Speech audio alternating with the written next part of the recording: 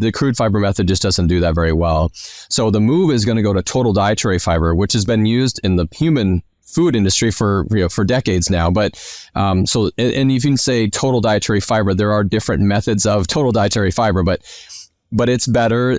In what we often use in our laboratory is, there are assays out there that can measure the soluble portion, the insoluble portion, because that ratio of insoluble to soluble fiber can be pretty important, whether it's due to laxation, due to fermentability, viscosity. There's all these other properties that kind of differ between the two big categories.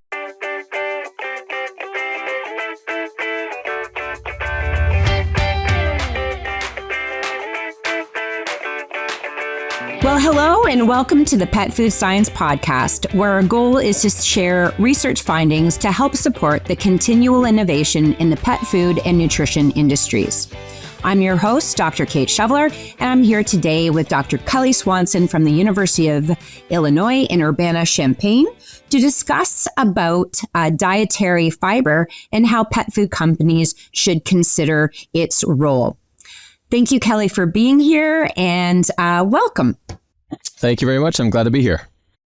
Great. Well, I thought that maybe for our listeners that aren't familiar with yourself or the program at the University of Illinois, that if you wouldn't mind introducing yourself and a little bit more about the University of Illinois' research and teaching program. Sure. Well, if I go back just a couple decades, I grew up in northern Minnesota. I was pre-vet my whole life. I grew up on a farm, and so education-wise, was pre-vet. I ended up getting my degree in animal sciences from North Dakota State University in Fargo. From there, moved down to Illinois, and I guess I've been here ever since. I got a master's and a PhD in nutritional sciences. I did a postdoc in functional genomics, and then since after that, I joined here on the faculty, and so I've been a faculty member in animal sciences for about almost 20 years now, and then I've been a member of the Division of Nutritional Sciences, and I've also been an adjunct at the Department of Veterinary Clinical Medicine at the vet school. So research and teaching, there's quite a bit going on here. As part of our research program, I am trained as kind of a comparative nutritionist, and so that's kind of followed through into my research program. Most of our research now is dog and cat focused, and it's also focused either in the gastrointestinal health area, obesity, or I usually kind of the third category is novel ingredient testing. And so a lot of those are novel proteins and looking at, protein quality, digestibility, things like that. And some of the areas do kind of overlap a little bit as well. They used to be obesity in the microbiota and the gut health area used to be distinct, and now the microbiome's everywhere. So that's usually a part of most of our studies as well. But we have myself and a couple of collaborators. We have a nice group here of graduate students and postdocs that are mainly, again, focused on the companion animal nutrition and nutrigenomics area. Tired of one-size-fits-all solutions that don't quite fit? At Wilbur Ellis, we're bringing custom back to the customer. We know that for your pet food and treats to shine on the shelf, you need to start with the best. After all, even the best recipe is only as good as its ingredients. From nutrition to preservation to blending and bottling, make one call to Wilbur Ellis Nutrition to find it all. We don't sell to you, we work with you. A true partnership to meet your needs. Follow Wilbur Ellis Nutrition on LinkedIn to learn how partnering with a purpose could double the power of your team. Great. And I think it's pretty important for our listeners to, you're extraordinarily, a very, very humble individual, but you're also the Kraft Heinz company endowed professor in human nutrition. So most people think of you as a pet nutritionist, but when I sit down with my human nutrition colleagues, they know you just as well as my pet nutrition colleagues. So that's a great attribute. And you're also the interim director of the Division of Nutritional Sciences. So I don't know how you do it all, Kelly, but thank you for everything that you do for nutritional sciences across the board. So maybe to ground our listeners too, I want to make sure that they know that I plan on inviting you back to talk about the microbiome. But today we're going to focus on dietary fiber. And I think maybe a great place to start, everybody, is let's just talk a little bit about how the definition of dietary fiber has changed over time and what it means to us today and to the pet food industry. Yeah, I think this topic is, I think, very important. I'm biased, of course, but I do think it's very important. But I do think it's an area that's very misunderstood by some. And when you think about fiber, I think there are chemical assays. You can define what fiber is. You can think about conceptually kind of what fiber is, and then even physiologically, like what effects it has. But so the definitions have changed over time, and I guess I'd say the most relevant definition recently is what FDA defined fiber to be in 2016. So until that point, FDA didn't really have a definition. They used other, the Institute of Medicine or some other body that kind of defined what fiber was. And so once they kind of defined what fiber was, that certainly affected the human food industry. But I think that a lot of I think conceptually that affects probably the pet food industry as well. So, so the definition has changed over time. It's really for the most fibers, it's non-digestible carbohydrates. They can be soluble, insoluble, but they have to be, according to FDA, at least 3 monosaccharides long. So it can't be a disaccharide, but it has to be at least 3. And then and it's really intrinsic to plant material. That's the first step. There is another type of fiber that's kind of part of the definition, is if there's synthetics or something that's been extracted, and they show a physiological benefit, then they also can be fibers as well. So 20 years ago, a lot of the fibers were more completely plant-based, more probably insoluble fibers, those that we think traditionally non-starch polysaccharides. But especially the last decade, there are more soluble fibers, and some that are maybe either synthesized, like some of the prebiotics that we have, or have been extracted from a plant. So instead of, you're eating some grain, like a whole grain, now it's an extract of that. And so it's the fibrous portion, but it might have different properties than if it's just intrinsic in the plant. And so you have to kind of prove a little bit more and have more data to show that it's still a fiber when it's kind of taken out of its natural state. And so, but this definition, it's fairly complicated. Once you get that, so that's, non-digestible carbohydrates, it avoids digestion basically. But then you get into, there's exceptions to the rule at some point, but largely speaking, that's what most people think as fiber. Okay, so I just have a couple of my own, of course, this is where these podcasts go, is your own curiosity, but so largely around plant fibers. And I think, that's largely where we've seen the pet food industry drive fiber into their formulations. I'm intensely curious too, as we know, black soldier fly larvae is approved for dogs, right? And I think is under approval for cats now. And it contains chitin, which is also fermentable and is an oligosaccharide. Where does something like chitin fall? Yeah, that's where I think over the years there's been more, I think, a greater appreciation for other substances that probably, and in the laboratory will actually analyze as fiber. So chitin, even cartilage, like, and if you think about dogs and cats or let's say wolves in the wild or wild cats, or our house cats that are catching mice or birds, whether it's the fur or the skin, and there are certain components that aren't going to be digested. That actually, the term animal fiber has come out too. So I think we usually have thought about whole prey in that scenario, but the chitin and other, once you get into these insect meals, certainly the larvae, usually most of these insects are harvested at the larva stage, so there's less chitin than there would be in the adult insect, but still there is, a measurable portion of fiber that's going to be there. And so that's where I would love to do more research on that. We've looked at kind of from a protein quality perspective, but there are byproducts of some of those insects as well that you might use the whole insect, but there are, as they're growing and developing, they're shedding some of that, to I forget the proper terminology from someone that knows more about the insects as they're developing in the different pupa stages. They're shedding their skin, so to speak, so they can grow larger. And so there was some of that in that's available. But then even in the final, the larvae, there's the chitin that's there as well. So there are some interesting areas that I'd be looking into. We should see how fermentable are they, and the structure in some of our publications.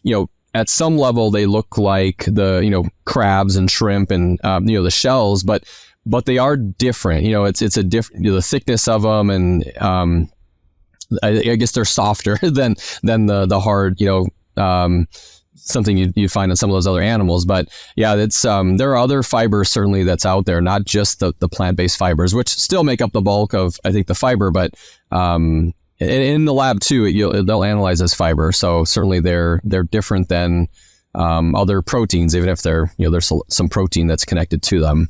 Okay, so I think I need to make sure. I think I made a mistake that I want you to correct. Chitin is not an oligosaccharide. It's a glycoprotein. Well, there's protein connected, but it is carbohydrate based. Yeah, so it's not the same as cellulose. It's probably, I think, activity wise, and it's not. Some people have claimed it's probably it maybe have prebiotic activity. I don't think it's probably a prebiotic, so to speak. I do. It's similar to cellulose, I would say, but there is some protein attached to it as well. So part of it's so it's almost in the middle of.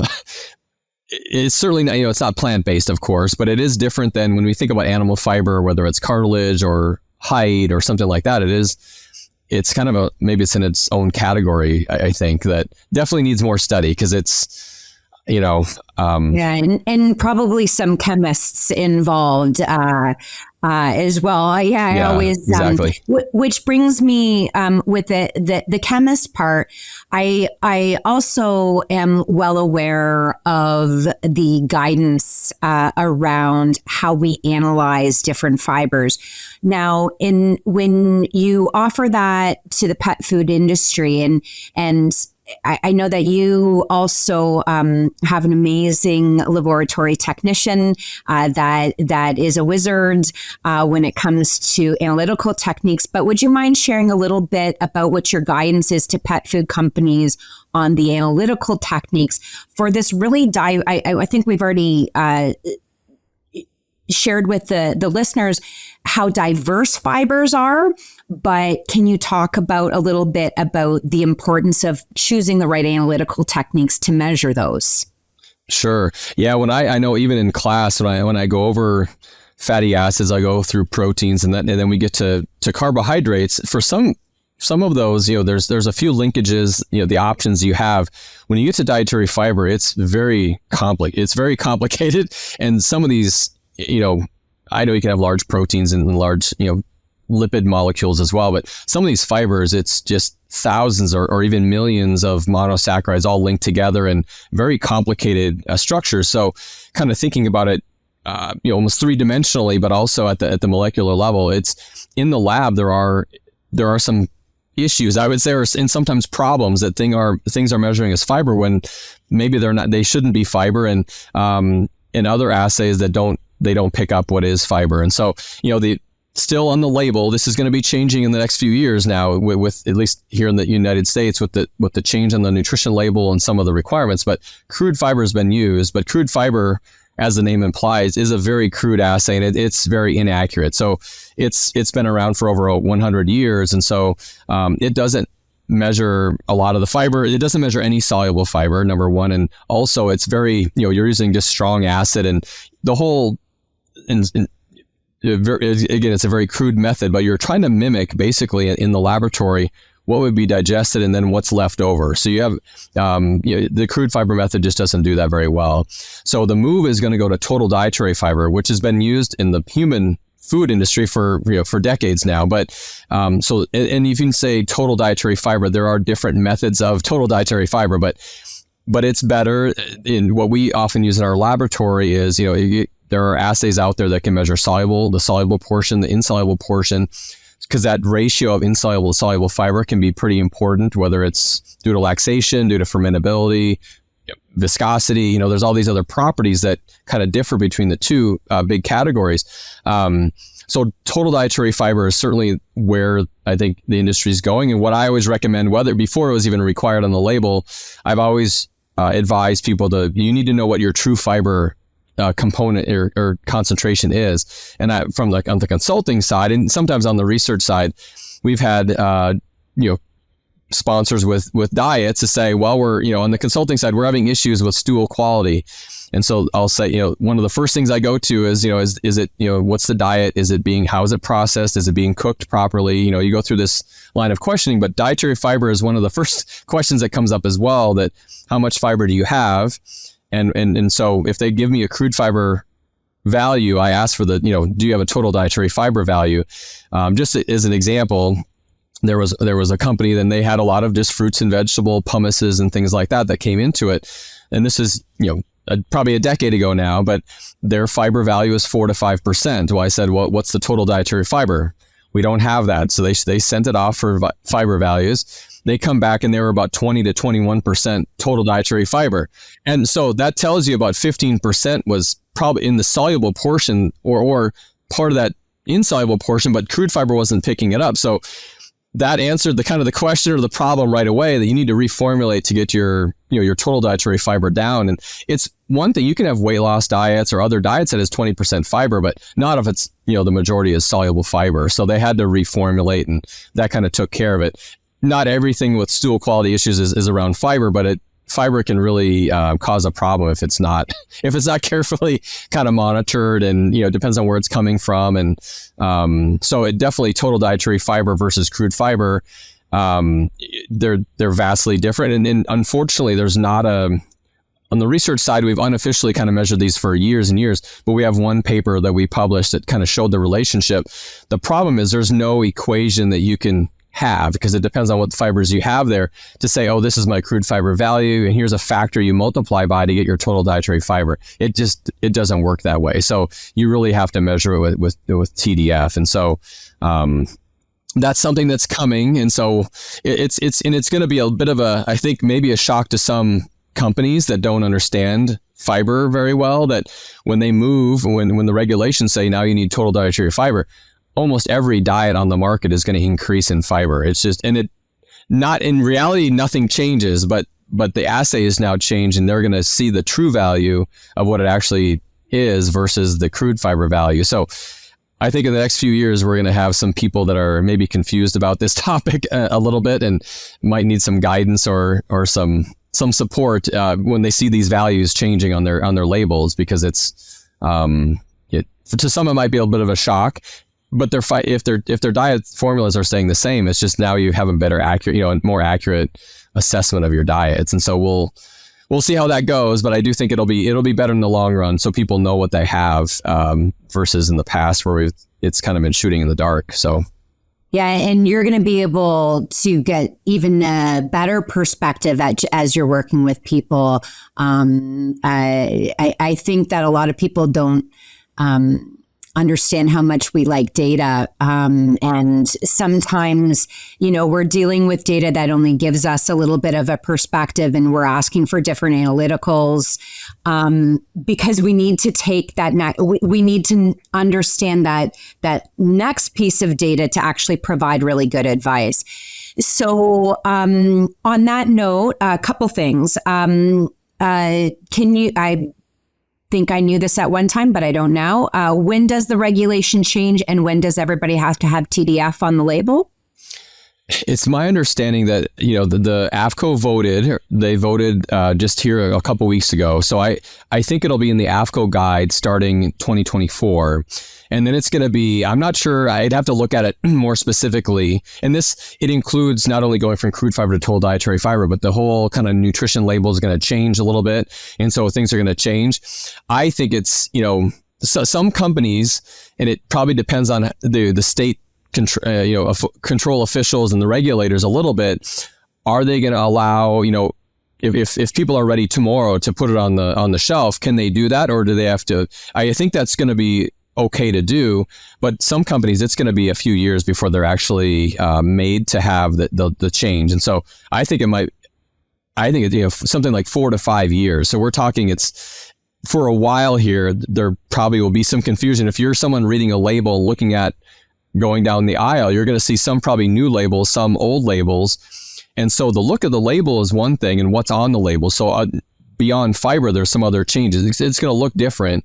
But then if people are starting to compare fiber for a while, I can see some are still going to be crude fiber and some are going to be total dietary fiber. So there's going to be probably some confusion out there. But it's going to be over the next, I think, about 5 years that we'll start seeing these changes, or there'll have to be changes. But it does, if you think about this fiber issue, ingredient suppliers, pet food companies, you're going to have to update your databases on what these ingredients contain, what your diets contain, and it's going to change quite a bit. Changing your labels, but it's going to be a big overhaul. It's going to be a big deal, and fiber is only part of that. But I do think it's going to be better in the long run. But I think there's going to be whether it's people that are frantic and worried, fear mongering, or even like on the consulting side, companies wondering, looking for guidance. Do they need to reformulate because now their fiber is higher than they thought it was? And so it's I think it's going to be an active area. Well, I think, and correct me if you're wrong, but I think the guidance I would give is you don't have to reformulate if it's higher than you thought it was. But if you're having problems and it's higher than you thought it was, then we might have something to discuss. But I think it's also important, right? I tell people this about amino acid content all the time. We really they have to be able to have a really good idea about their ingredient database. If I start telling them that they need to watch the balance of the amino acids. And so it doesn't mean that you're running a full nutrient profile on every ingredient that you bring through your door. It means that you do that upfront work about understanding the chemical characterization of your ingredients and how variable it tends to be. And if you do that work up front, it's going to pay dividends for your formulation targets in the long run. So clearly you're saying to go out, get a really good idea about your TDF in your ingredients and in your final diets. Now, as you explore and understand what these changes are going to make for you, where do pet food companies go for the best TDF analysis? Because my experience in Canada, a little bit different. We have actually gone into the States quite a bit for contract analytical on TDF, if that's what we've needed. But where do you suggest people go? Yeah, that's a tricky question. We, for us, we usually do our own analysis. So we, not that I want a whole bunch of people sending us data, samples necessarily, because we do research. We do some service contract, but not necessarily from that perspective. But so we don't send out too much. But I guess if we can say a name, I guess we usually send ours to Eurofins if we do. I know there are machines that you can run fiber on. There are different assays, and there's a few that are like AOAC approved methods and things like that. If you just want to, like on the label, you don't need to necessarily report soluble, insoluble. So you can just run the total dietary fiber. But still, and the assays are quite similar whether you do one or the other, but just knowing total fiber. If you really are having, like you said, having trouble, I totally agree. Then it's useful to have soluble and insoluble, because that sometimes will tell you if you have too much soluble fiber, you might have an issue there. So, there are certainly contract labs. I'll say the one thing I would, for anybody, the assays work fairly well, whether it's in our lab, whether we ship it out. If it's a kibble diets, and if there's not a lot of fat. If there's a lot of fat, we extract most of the fat out before you start running it, and it's still, you get pretty decent repeatability in data. Where you run into trouble, or where we've run into trouble, and I think what is going to be more problematic for people, anything that's maybe canned diets, but it's certainly fresh and human grade diets, these kind of this new these new foods, and whether it's the texture, the fat content, I'm not sure. Certainly the machines that are the people, I don't want to say any names at all, but certainly there are machines that you just add a sample and it gives you the fiber content. We've run into problems there where accuracy can be a problem. So I just beware before you invest and buy a whole bunch of machines and you think you're going to do it in-house and it's going to be easy. I would say you're probably going to have some bumps in the road, and not that the machines can't be useful to you, but usually it's, if you have a kibble food, it's more plug and play, and you can put them in use, and I think use them. But these other formats, especially because you need to dry the food. So how do you, usually in our case, we freeze dry the food. Well, then it gets really fluffy, and if there's a lot of fat there, they get really, the consistency, it's just more difficult to deal with. And then even in the tubes themselves, when you're doing these reactions where you're trying to remove the fat, the protein, the starch, they just, I think there's going to be adjustments are needed, I would say. And we do that in our lab as well. You try to get you fat extracted, and you have to adjust enzyme levels because you're trying to mimic digestion really to see what's fiber. And it's not the same. So there's not just one, thinking that we have one little script or a recipe to do your fiber assay and that's going to work for all diets. It's a little bit more complicated than that. One thing I'll tell people that if you haven't checked your prices, the crude fiber is a very quick and dirty assay, and it's fairly cheap. Total Dietary Fiber is going to be more than what you probably pay for a normal approximate analysis panel of protein and fat and ash and all these other things put together. So the Total Dietary Fiber assay is not cheap, and it takes several days to run. It's not a quick assay to run. So there's going to be some issues there with that too. Yeah. I think maybe, and I hadn't really thought about this, but you're really raising the flags here to, get ready, get your finances wrapped around it, get your understanding of your ingredients wrapped around it, and understand how your process also brings that together. And some pet food companies are going to have a greater problem with analysis because of some of the analytical problems that you've had.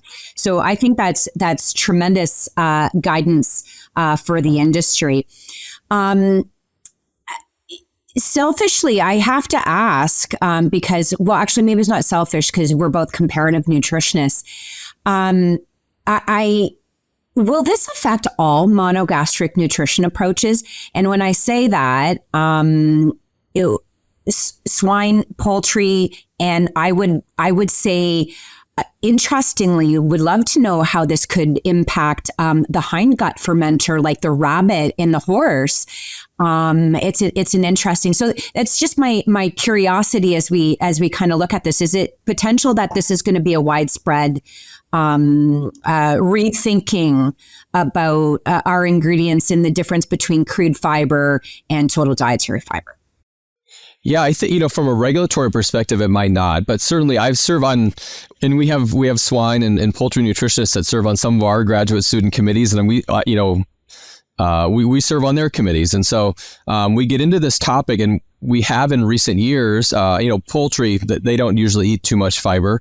With swine, it depends on if you have a gestating sow versus a market, a growing pig or something, that certainly the diet's going to be different. And fiber can be useful in that effect, the sow doesn't, gain too much weight. And so you have dystocia issues. And if they're overweight, things like that. But what I guess the approach has been lately in some of our, again, I say our at the University of Illinois, researchers is looking at, we know there's fiber there. And oftentimes on the livestock side, most people have moved from crude fiber to, the acid detergent fiber, neutral detergent fiber, especially in the ruminant side where you get a better handle of fiber. It still doesn't really analyze, soluble fibers, and it's still not as good as total dietary fiber, but a lot of those people have moved to at least the detergent fiber system, which is better.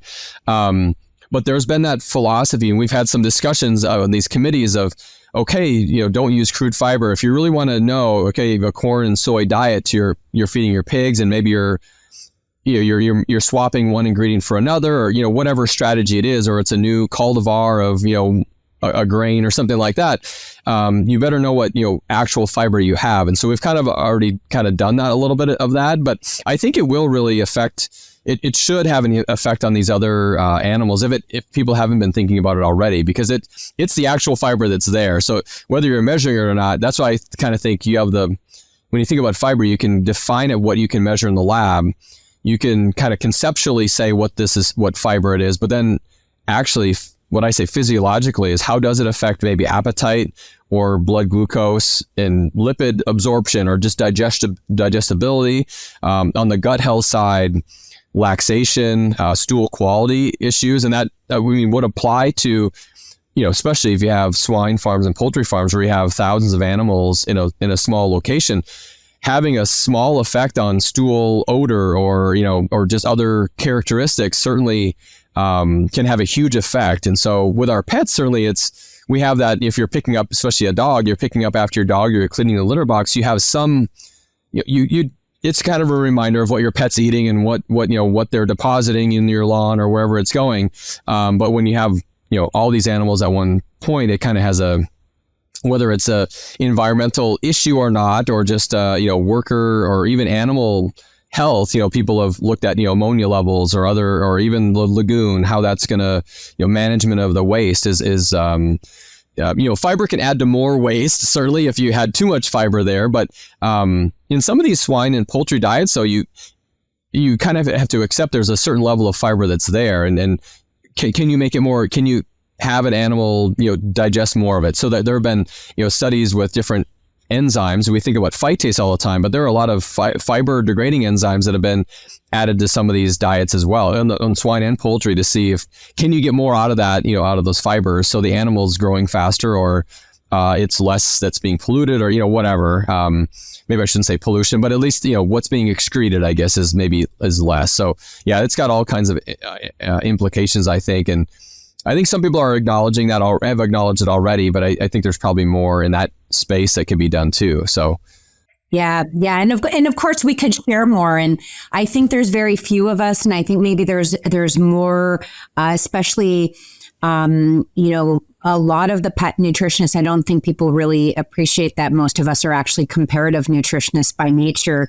And I find it fascinating that you'll get two totally different responses from species who have very similar gastrointestinal tracts. When you look at them anatomically, you start to kind of bore down to the next to the levels of enzyme abundance and activity in the gastrointestinal tract, to the transporters, to just inherent characteristics between the species are very, very different, which speaks to needing species-specific data. But what's really helpful is when you start to look across species, you really start to get a better understanding, right, of how these different chemicals change things differentially among them. So anyways, that was just me geeking out for a second. But so I've asked you about other species, but one thing, and maybe I'll start it with a question, because I don't think that a lot of individuals might know this. And of course, we make aseptic foods for the most part for our dogs and cats. And in fact, when you compare it to human nutrition and you compare it to infant feeding, we've for a long time, really gone to breast is best and the importance of breastfeeding children. Of course, we do need formula for people who, where that is not possible. And there's a lot of reasons why breastfeeding is not possible. But now we know that there are specific oligosaccharides, and along with that maternal consumption of the maternal bacteria, what do we know about puppy and kittens and the oligosaccharides in their milk, which is really where everything starts? That's their first fiber that they're getting, right? What do we know anything about that, Kelly? A little bit. Before, I was going to go back to your other point too, that I would say for the dog and cat, and I wear the Kraft Heinz hat as well on the human nutrition side, dogs and cats are much more similar to, I think humans in many, because if you feed a fiber that either works or doesn't work, you can see the stool quality change where, I work at our university. I'm sure your universities and others, we use a lot of rodent models, and that's where they are not a good model at all. They're eating their feces, and actually it's often difficult to cause them diarrhea, where dog and cat, especially the cat, their tolerance level is even significantly different than the dog. Like you said, we need species specific data, whether it's microbiota, whether it's stool quality, whatever it might be. But so I wanted to just say that certainly I think if you using comparative data, human data actually are much more useful, I think, for pets than if you use rodent data. And swine and poultry are, different enough probably too. The pig and the dog might be somewhat comparable, but even then, you think about how much they're eating and just what they're eating is quite different. So, but to your question, there have been a couple papers, and we've published. We published one paper, and it was in collaboration with a couple other universities and a company that have looked at the milk of dogs and cats. And so there are oligosaccharides there, and certainly another interesting thing when you look at the milk and these milk oligosaccharides, in humans there's over 250 that have been identified, and maybe the number is even higher than that now. But individual, when it comes down to it, there's a handful of really predominant oligosaccharides that kind of dominate the oligosaccharides that are there.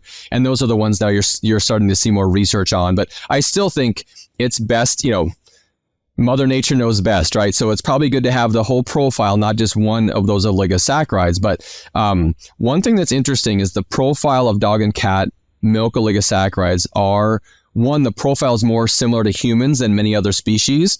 The other thing is that while they're still probably 5 to 10-fold lower in concentration, they're still probably 10-fold higher than what's in cow's milk or some other species. So both the concentration is higher in dog and cat milk than a lot of other species, and actually the profile, if you look at what oligosaccharides are there, is more similar to humans. So it's the human, though, it's really diverse, and there's some thought that among even mothers there's genetic differences, and at least conceptually, I don't think anyone's proven it, but the oligosaccharide profile of a mother's milk genetically fits their infant versus, maybe better than someone else's infant. So if you think about, breast milk and people that can't breastfeed, there are milk donors, and you can get, from certain hospitals, you can get milk. It's still going to be better than formula, I would think. And I know the formula makers are making the formulas as good as they can, but there are some things you just can't replicate very well. And so I think there's a lot of research in that area that's being done. And, some at our university have kind of looked at that. On the dog and cat side, there's really a few papers using the methods we have now to even describe what the microbiome changes are as they mature, but also, again, it's a couple papers now that have been published on what are the oligosaccharides that are there in dog and cat milk, because it's just not well studied, and not many studies in general of what dog and milk composition. You look at what proteins are there, and certainly lactose is there, lipid profile and antibodies. People have looked at that, but and there's very few studies on that even, that itself. But when it comes to oligosaccharides, we published a paper, and that was with, I guess I'll just say, that was a collaboration with UC Davis and the Waltham Center with Mars. But Nestle Purina also, prior to that, had published a paper as well. But other than that, I don't know if there's any other milk oligosaccharide papers that are out there really like describing what there are. Yeah, and the reason that I bring this up, because I think that we often in pet nutrition and don't really give enough credit to how important early nutrition is for the lifetime health and longevity of the animal. And if you go especially into the human literature, we are starting to understand that not just what the mom eats when she's pregnant and eats when she's lactating, but how you choose to feed your young toddler has implications for the chronic diseases risk that they have in the future. And this has remained unexplored in dog and cat health and well-being, really. And I think it's a great opportunity to put some money towards, because I think it's needed. But the next step then, so we've talked a little bit about milk with for puppies and kittens. So now, can you talk me through these changes in life stage, and maybe what companies should be thinking about when they think about the types of fibers, or maybe here you're going to talk a little bit about more so prebiotic fibers at different stages as well. And how that changes into adulthood, and then maybe just kind of end off with what to do. We know so little about senior mammals in general, but maybe some of your thoughts about what to do with fiber and gastrointestinal health in the senior pet too, as three really distinct physiological states. Yeah, no, certainly you move into whether they're, you wean a kitten or a puppy when they're 6 weeks of age or 8 weeks of age, at some point they're still fairly immature gut. So some of their, just digesting nutrients is different, and their gut microbiota is not stable. You can really influence it greatly when an animal's young like that. And it doesn't have to be even at birth. It's even around the weaning time. We've done some studies there where you move them to one diet or the other, and they really move, where an adult animal is more stable. I mean, their digestive tract, their immune system, their microbiota is a lot more stable. So there's a lot more influence that can be kind of put onto them. Especially it can be a kind of a stressful period of time as well. So I do think when animals are younger, basically because they have to eat more food as well, and especially if it's a wet food, fiber is, a lot of fiber is not your friend. You don't want to dilute out the energy so much. And so, you talk about obesity, diabetes, later on in life, fiber can be more of a benefit. I think you have to be more careful for a growing, especially younger. You're talking that first few weeks after weaning. You don't want too much fiber. And I would lean toward, again, having more prebiotics. And there's kind of the traditional prebiotics of, fructans or, fructooligosaccharides or chicory, or there's different forms there, galactoligosaccharides. And they are, have a different structure. They're more simplistic than the milk oligosaccharides are really quite complicated. And so those, the kind of the plant-based oligosaccharides are a little bit more simple, but still they will, you're kind of feeding the quote unquote good bacteria to kind of, again, set the stage. Like you said, early in life, it's self, non-self, that, and not developing allergies, things, the gut immune system is kind of educating itself, and the microbes are kind of a key part of that, and kind of feeding the microbes to a certain extent, and getting, there's some bacteria that just naturally inhabit the gut, but you don't want the wrong balance kind of from the start. And so that can be pretty helpful. So you don't want a lot of fiber necessarily for a young puppy and kitten, but some proper fibers there, and having some even for that have good water holding capacity from a stool quality perspective can be useful. Adulthood, that's where, most adult pets, we have a huge obesity problem in our pets. So fiber can be a benefit because it reduces the caloric density. As I think I mentioned before, it can kind of blunt the blood glucose and blood glucose curve, after a meal. And it also reduce blood lipids. And so that can be helpful from a weight management perspective.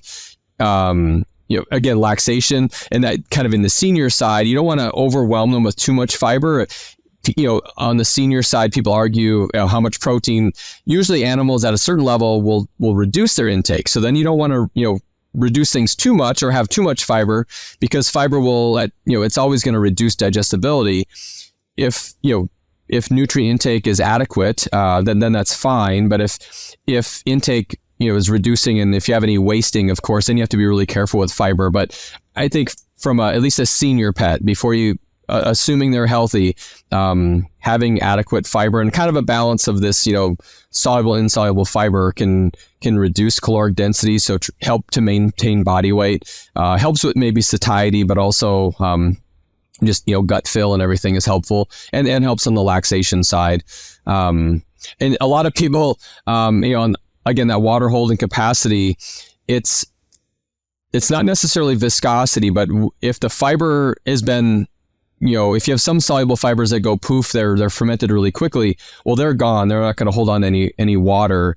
But you want a nice mix of fibers. So some of them are not fermented completely, so they can hold on to some of that water, and so that is ultimately what helps you, with stool quality. And the characteristics are something that are I guess at least accepted by the pet owner. It's never going to be perfect, I suppose, but you're always going to have to deal with waste. But it's not something that's really a huge problem. So I've kind of rambled on there a little bit. So if there's other questions that we need to address specifically, let me know. But it does really vary who you're talking about, like from the end consumer. But also the other thing I would say is the basal diet. Is this an economy food? Is this a premium food?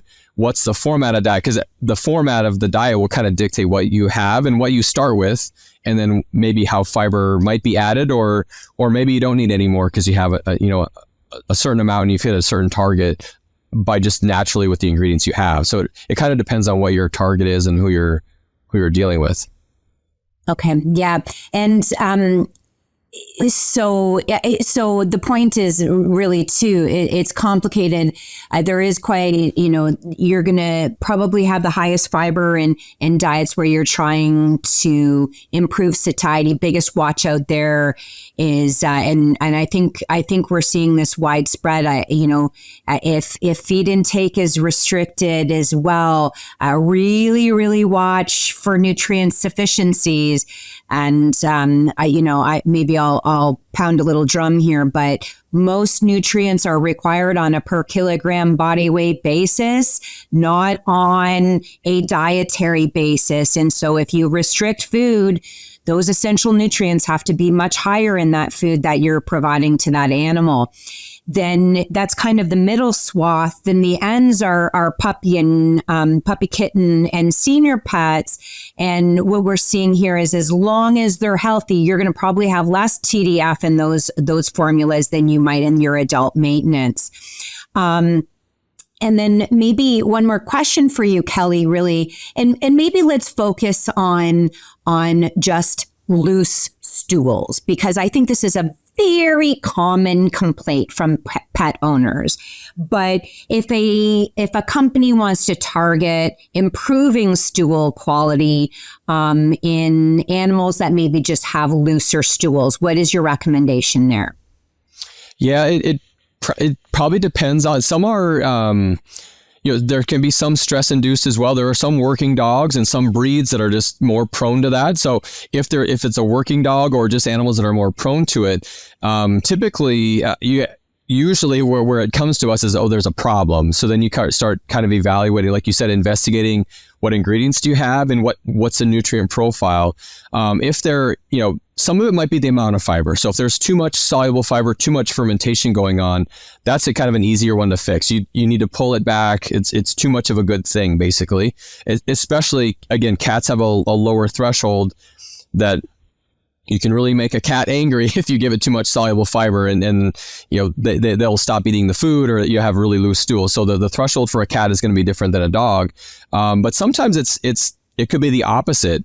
Maybe if you have, let's say, just all whole grains, and so you have wheat bran and cellulose and peanut hulls and things like that, a lot of those fibers are insoluble and have a lower fermentability, which will provide laxation and fecal bulk, basically. But they might not bind onto water very well. And that's where you need more of a mixture of something that'll hold the water. I think increased stool volume with more fiber, that's what happens. If the consistency is acceptable, it's not as big of a problem. But if it becomes loose stools, well, now there's more of it, and the water's not being held onto, even if it's outside, it's not easy to pick up and it's not easy to clean up after that. So it kind of depends. You have to find this. That's where this balance of, I'd say I usually use the George Fahey rule is that while the amount of fiber does matter, this insoluble to soluble fiber ratio of 70% insoluble, 30% soluble, or 80-20, something around there.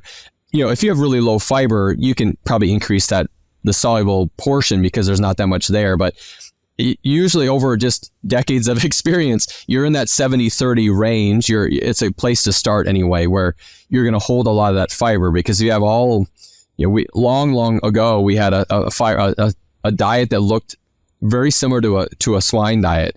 It was all, a lot of vegetable, and it was a lot of corn and a lot of legumes. And again, there were a lot of mushy, large volume of stools that were being generated, I'll say.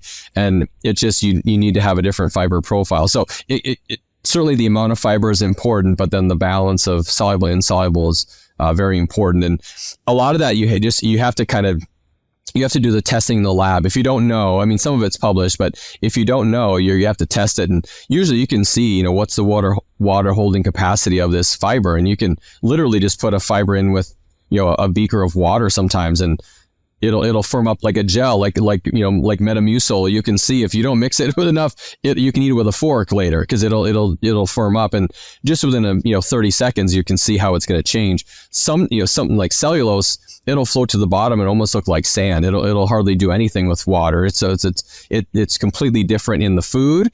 It'll have different properties, but also then when it's consumed in the gut, it's going to have different properties as well. So a lot of these formulas, it's the processing, and then it's just as much almost an art and experience, as well as what you can just write on a piece of paper and say, this is my formula. There's some testing that has to be done just to make sure it does work out, whether it's on the processing side and then palatability. Another thing too is some of these, especially a weight loss diet or too much fiber, the palatability can be an issue, and stool volume then is maybe going to be an issue too, that you just have to think about. So, fibers, usually I kind of think I'm biased, but fiber's your friend, but again, too much or the wrong source or the wrong, ratio, it can lead to trouble. So. Yeah. And really, I always, when people ask me about diet transition, which is a very common, transition really, really carefully and slowly. And I'm like, well, actually, it depends. Like if you're kind of transitioning and the ingredients that you had are similar between the two diets and manufactured by the same person, so assuming similar processing techniques, then I'm not as worried, unless you say, oh, we're going from a 3% TDF to a 12%. You're like, slow down, slow down. This could, pun intended, blow out. Yeah. Right? So fiber is really that thing, when we think about diet transition, that meat needs the greatest amount of transition in a way.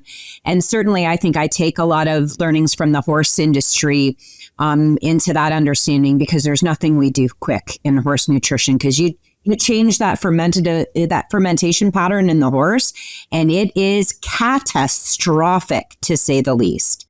It's time for our famous three. So, thank you very much. I have a couple fun questions to ask you. So the first is your favorite human fiber snack. I'm going to go with snack. Oh gosh, I'd have to say, well, I'm not sure if it's so fun, but in our house, we I have kids. Some are now out of the house, but we're always running off to sports or some events. And so usually I'm going to say the boring one is some of the fiber bars that we have, but where I'll just say that you have to be careful. And maybe I shouldn't even say this, but I'm going to anyway. But I'm not going to say any brand, but there used to be a selection in our house where we're running off to something, and there was one bar that was called the fart bar in our house because it packed a punch. And so you have to be careful if, and whether it's in the morning or this is a midday snack or something. There's a lot of great bar that they taste delicious, but the danger is on the human side, just like in the pet side, a lot of these are soluble now. So you can get them into the food and they're sweet and you don't even know there's fiber there. Well, a few hours later that there's fiber there, but when you're eating it, you can really overeat them. And so that's what I usually eat, if I was going to say. But certainly, from a health perspective, I'm a nutritionist as well. On the human side, there's a lot of fruits and vegetables that if you eating salads and iceberg lettuce doesn't have hardly any fiber. It has mostly water. But if you get into other salads and you have cabbage or not that some people don't like kale, but a mix of greens and other vegetables can give you a lot of fiber, and a lot of berries and apples and things like that will give you more of the soluble fiber. So I would say if you want to, probably healthier versions are that, but certainly the whole grains can give you a lot of fiber, and then the fruits and vegetables too. But so I probably cheated. I gave you way more than one answer. But if I wanted fiber, I usually go to some of those bars that I can just take with me. They're sweet. I like sweets, and so. I think that the old saying of an apple a day keeps the doctor away is probably, when we look at the composition of an apple, we could probably whittle down why people who believe that and did that likely had better health. So yeah, there's a lot of whole examples, but there's a lot of opportunities. And I agree. I'm one of those people who has, I also won't out who it is, but I did do that once, and it was kind of blinds, like you're just really busy. And so you didn't really think about that. You just downed your third fiber bar. And then a couple hours later, and you were regretting that you weren't paying attention, and you should have known better because you were a nutritionist. Last question, if our listeners want to know more about fiber, and I will remind them, I'm inviting Dr. Swanson back to talk about other things. I hope everybody can see how we couldn't get to gut health because there was so much we had to talk about fiber today. But if everybody wants to learn more about fiber and dive a little bit deeper into things that you talked about today, any suggested sources for them? There some of the good sources. I mean, certainly there are some reputable sources, I think, but at least in the United States, we have the dietary guidelines. A lot of the recommendations, of eating healthy, and we've already talked about fruits and vegetables and getting your 5 a day or whatever. A lot of that, it's antioxidants and other nutrients, but fiber is part of that as well. So I think there are the government agencies on where to find information about fiber. FDA has its definition of what fiber is. And so there are some documents there. Some of those are not for the faint of heart, though. I would say there's some serious reading when you kind of dive down in pretty deep, pretty quickly. Oh gosh, I might have to, that's a good question though, that I know I go right for, PubMed and systematic reviews and things like that, where there are some really good, some sources there, some publications that kind of talk about fiber and the benefits of it. And we've done some of those even on inulin specifically. So those that are more scientific, science minded, I think, going to PubMed, certainly you can search fiber and get some really good systematic reviews. A lot of those are going to be what I would say toward the human side, though, whether it's cardiovascular disease, diabetes, metabolic syndrome in general, some are of course gut health as well, but, other than that, there's probably other agencies as well, certainly that have, and certainly some companies too that are selling a lot of fibers. They have you have to be careful with just white papers, peer-reviewed sources are usually, beware, I would say, of that. But there are some good sources. From a pet side, there's probably fewer sources that are, pet centric, I would say. But certainly there are some review papers that have been written, and some by our group here. But and there are some books that come out periodically, but usually those, like a lot of the books are kind of older information. But certainly, yeah, I guess those are some of the initial thoughts I would have on that. But I think it would be needed if we go back to the beginning of our conversation. I think the Pet Food Institute, AFCO, there's going to have to be some education out there. And I think there should be some fiber-centric information. With this change from crude fiber to total dietary fiber, whether it's veterinarians, whether it's consumers, whether it's people in the pet food companies, I think there's a lot of education that is needed. And not to, it doesn't have to be selling anything. It can just be kind of defining what fiber is, these different assays and where you can find it, and, the positives, negatives, however you want to do it. But I do think there needs to be a source somewhere that people can go to that, certainly when it comes down to regulations, what is required on the label? How do you do that? How do you measure it? Things like, approved assays, things like that. But then you get to these other questions that I think, there needs to be some kind of guidance there, and not just, Googling something and I'm finding a random website that is maybe selling a product or something. There should be some other information. So I'm hoping that's going to be coming out. I'm sure there will be something, and even the new label, there's going to have to be some communication with whether it's consumers, veterinarians, whoever it might be. What's not only how it's required or what's required, but how do you interpret it? And then fiber, I think, is going to be one of the big things on the label of what's listed. That value is going to change, and so what does that mean for people? So I think there's a huge gap that could be filled, I think, by somebody to have a resource there to explain a lot of this. So I agree. We need some more unbiased, more academic based opinion and teaching, and maybe my plug for everyone who's in academia is we are here to attempt to bring in an unbiased approach. But to do that, we need money. I'm sure all of our universities would take endowments for chairs to work on things like establishing a database of all the fibers included in a myriad of ingredients, as an example. So these opportunities are there. The academics out there are always happy to talk with the pet food industry for that. So thank you so much, Kelly. I can't tell you how much of an honor and a privilege it is to be working in a space along with you. You do incredible research. I also think that you're an incredible individual, and I'm very happy to be part of this research community that I think is positive and supportive, and really trying to improve the pet food industry. So thank you very much, and until next time for everybody else. Yeah, thank you for the invitation. Thank you. I'm happy to come back. Well, you will be coming back. Okay, So okay. with that, thanks very much. Thank you.